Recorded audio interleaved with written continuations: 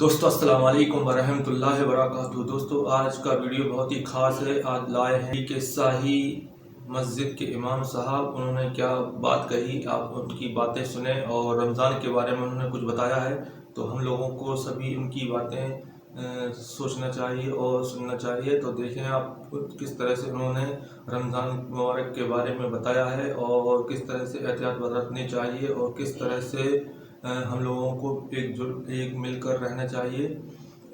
تو آپ دیکھیں ویڈیو کو شروع کرنے سے پہلے آپ سے گزارش ہے کہ آپ میرے چینل کو سبسکرائب کیجئے، بیل بٹن کو ضرور دبائیں جس سے آنے والے ویڈیو آپ تک پہنچیں۔ تو ہم اپنا ویڈیو شروع کرتے ہیں، اپنا یہ خاص، جس میں دلی کے شاہی امام صاحب کا یہ بیان ہے اور بڑی تیزی کے ساتھ وائرل ہو رہا ہے۔ آپ سنیں اس ویڈیو کو۔ تو شروع کرتے ہیں اپنا خاص پروگرام۔ Let's begin.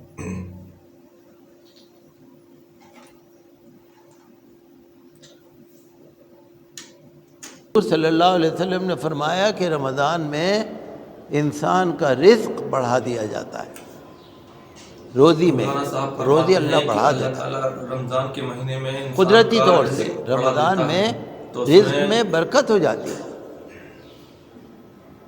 حضور صلی اللہ علیہ وسلم نے اسی لیے فرمایا اپنے دسترخوان کو وسیع کرو۔ وسیع کرنے کا مطلب یہ ہے پھیلاؤ۔ بھئی آپ ایک کھانا کھائیں گے، تھوڑا دسترخوان، 3 طرح کے کھانے رکھیں گے، دسترخوان بڑا ہو گیا۔ جیسے افطار کے اندر آپ دیکھتے ہیں کچالو بن رہے ہیں، دال بن رہی ہے، پکوان بن رہا ہے، پاپڑ تلے جا رہے ہیں، کچھ ہو رہا ہے، کھجوریں رکھی جا رہی ہیں، کیلے رکھے جا رہے ہیں، پھل رکھے جا رہے ہیں، دسترخوان تو وسیع ہو ہی گیا۔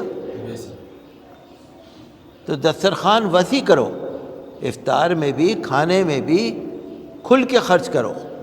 افطار میں کیوں؟ دسترخوان کو تھوڑا کہ جو آپ اپنے اوپر خرچ کریں گے وہ بھی اللہ کی راہ میں خرچ کرنے کا ثواب ملتا ہے۔ آپ جو اپنے اوپر خرچ کر رہے ہیں نا وہ بے حساب ہے۔ پہلے زمانے میں اسی لیے آپ 30-40 سال پہلے آپ دیکھیے مسلمان اپنی خریداری زیادہ تر رمضان شریف میں کرتے تھے۔ بچوں کے کپڑے، اپنے کپڑے، عورتوں کے کپڑے، بچوں کے جوتے، ساری خریداری کرنا۔ کیوں؟ کہ بے حساب ہے۔ جو بھی آپ اپنے اوپر خرچ کر رہے ہیں اللہ کی راہ میں دینے کا ثواب ہے۔ تو اپنے اوپر خرچ کرو، روزے دار کو افطار کراؤ۔ حضور نے فرمایا روزے داروں کو افطار کراؤ، اس سے تمہارے لیے گناہوں سے مغفرت ہو جائے گی۔ گناہوں سے مغفرت بہت بڑا انعام ہے۔ آپ لوگ اس کی گہرائی میں جائیے۔ روزہ افطار کرانے میں آپ کے گناہوں کی مغفرت ہو رہی ہے، فری میں، فری میں، ہلدی لگے نہ پھٹکری، کچھ بھی نہیں۔ آپ نے کسی کا روزہ افطار کرایا ہے، گناہوں سے مغفرت ہو رہی ہے۔ آپ نے فرمایا جہنم سے آزادی، روزہ افطار کرانے میں جہنم سے آزادی، کتنا بڑا انعام ہے اللہ کا۔ پھر آپ کو جہنم کی فکر نہیں ہے۔ صحابہ عرض کرنے لگے یا رسول اللہ ہم میں کچھ ایسے بھی غریب لوگ ہیں جو افطار نہیں کرا سکتے۔ حضور صلی اللہ علیہ وسلم نے فرمایا ایک کھجور بھی نہیں کھلا سکتے، ایک گھونٹ دودھ بھی نہیں پلا سکتے، ایک گھونٹ پانی بھی نہیں پلا سکتے۔ بھئی روزہ افطار کرنے میں، بھئی ایک کھجور کھانے میں افطار ہو جائے گا نہیں؟ تو یہ دیکھیے آپ ایک کھجور اگر کسی کو کھلا دیں گے، گناہوں سے مغفرت، جہنم سے آزادی، کتنا بڑا انعام ہے۔ ایک گھونٹ پانی پلا دو۔ دیکھیے حضور صلی اللہ علیہ وسلم کے زبان مبارک سے نکلا کھجور، کتنا بڑا انعام ہے کہ آج ہمارے سامنے کھجور موجود ہے۔ بہت سی طرح کی کھجوریں ہیں۔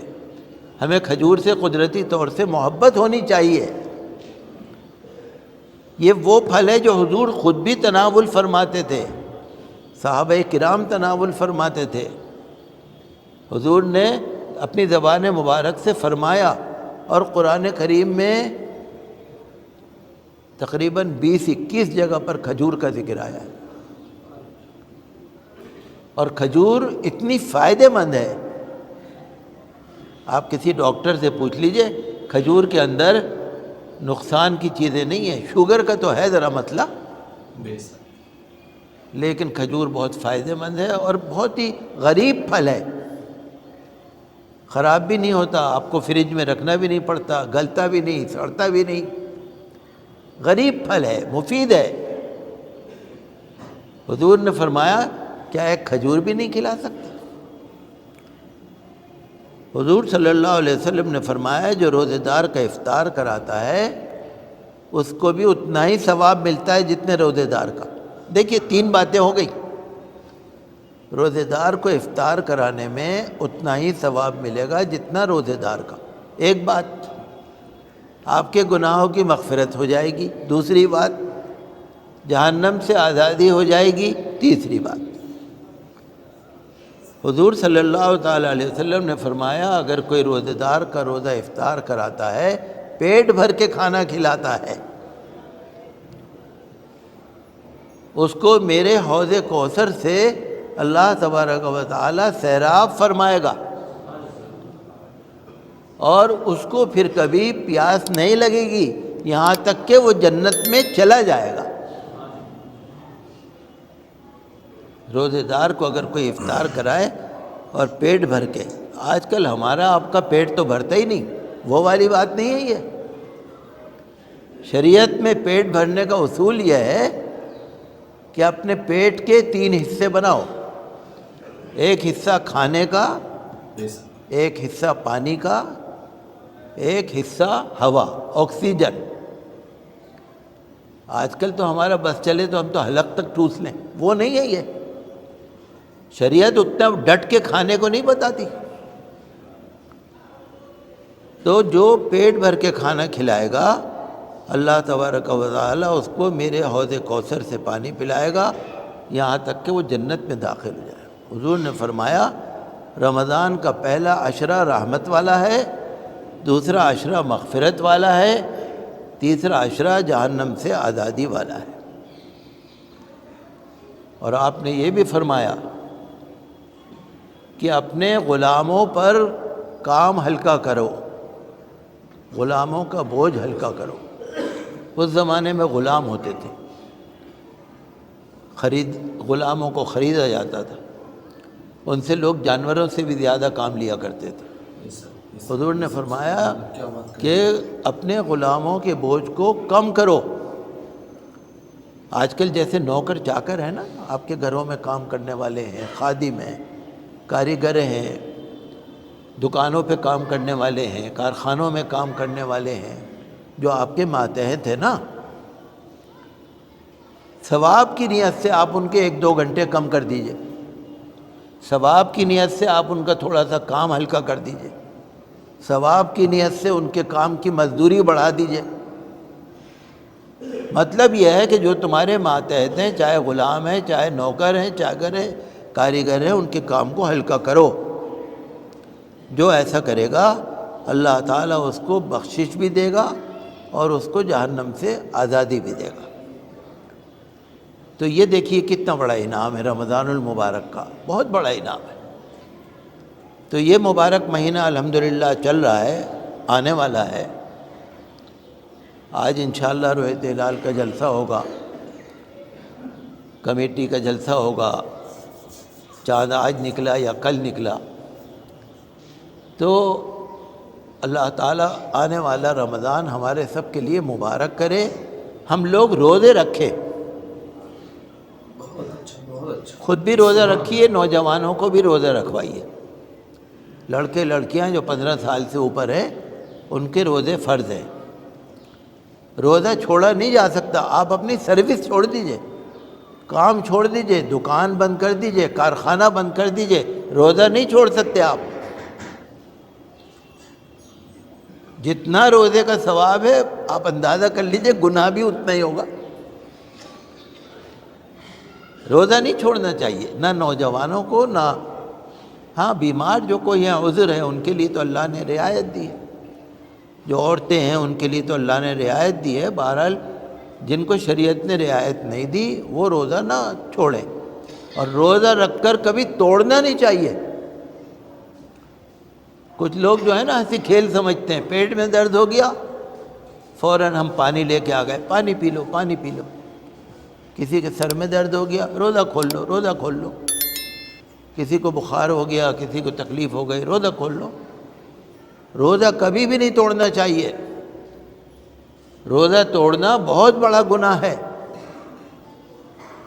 اور روزہ گناہ تو ہے ہی، لیکن روزہ توڑنے کا کفارہ بھی ہے، روزے کے بدلے روزہ رکھنا بھی پڑے گا، اور 60 غریبوں کو کھانا کھلانا پڑے گا کفارے کا، یا 60 مسلمانوں کو 60 ان کو کہیں منع کریے 60 غریبوں کو کھانا کھلانا پڑے گا، یا 60 روزے مسلسل رکھنے پڑیں گے، مسلسل۔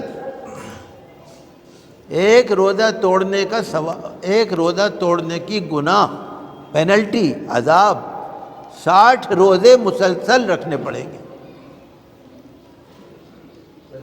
تو یہ آپ سمجھنے کی بات ہے اس کو، یہ نبی صلی اللہ علیہ وسلم نے جو ہمیں فرمایا۔ حضرت امامہ، ابو امامہ ایک صحابی ہیں رضی اللہ عنہ، حضرت ابو امامہ، انہوں نے ایک مرتبہ حضور صلی اللہ علیہ وسلم سے سوال کیا، یا رسول اللہ کوئی ایسا عمل بتا دیجئے جو میں پابندی سے کروں،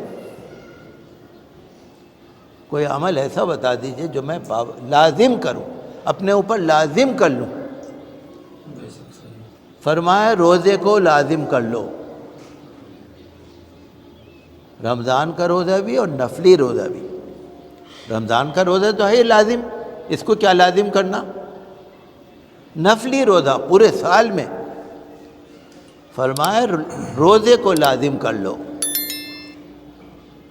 پھر انہوں نے عرض کیا یا رسول اللہ کوئی ایسا عمل ارشاد فرمائیے جس کو میں اپنے اوپر لازم کر لوں۔ پھر فرمایا روزے کو لازم کر لو۔ پھر انہوں نے عرض کیا یا رسول اللہ کچھ ایسا عمل فرمائیے کہ میں اپنے اوپر لازم کر لوں۔ پھر فرمایا تیسری دفعہ روزے کو لازم کر لو۔ تو روزہ بہت ثواب کی بات ہے، رمضان المبارک کا تو روزہ ہے ہی فرض۔ روزے کے لیے، روزے دار کے لیے اللہ تعالیٰ نے جہنم میں، معاف کیجیے گا، روزے دار کے لیے اللہ تعالیٰ نے جنت میں ایک دروازہ مقرر فرمایا ہے۔ 8 دروازوں میں سے ایک دروازہ صرف روزے داروں کے داخلے کے لیے ہے، ریان، باب الریان۔ آواز دی جائے گی روزے دار آ جاؤ، اس دروازے سے آ جاؤ۔ جہنم میں داخلہ تو بڑا مشکل ہوگا نا، جنت میں داخلہ تو بڑا مشکل ہوگا نا، آسان نہیں ہے جنت میں داخلہ۔ مسلمان تو یہ سمجھتے ہیں نماز پڑھ لی جنت مل گئی، یہ پڑھ لیا وہ پڑھ لیا، جنت میں داخلہ آسان نہیں ہے۔ لیکن دیکھیے روزے کی وجہ سے اللہ تعالیٰ نے جنت میں اللہ تعالیٰ نے ایک دروازہ خاص بنایا ہے روزے داروں کے لیے۔ تو یہ بہت بڑا انعام کا، رحمت والا مہینہ رمضان کا آ رہا ہے۔ کچھ بھی آپ کریں روزہ ضرور رکھیں، اگر کوئی مجبوری ہے تو اللہ معاف کرے، پھر بعد میں قضا کریں۔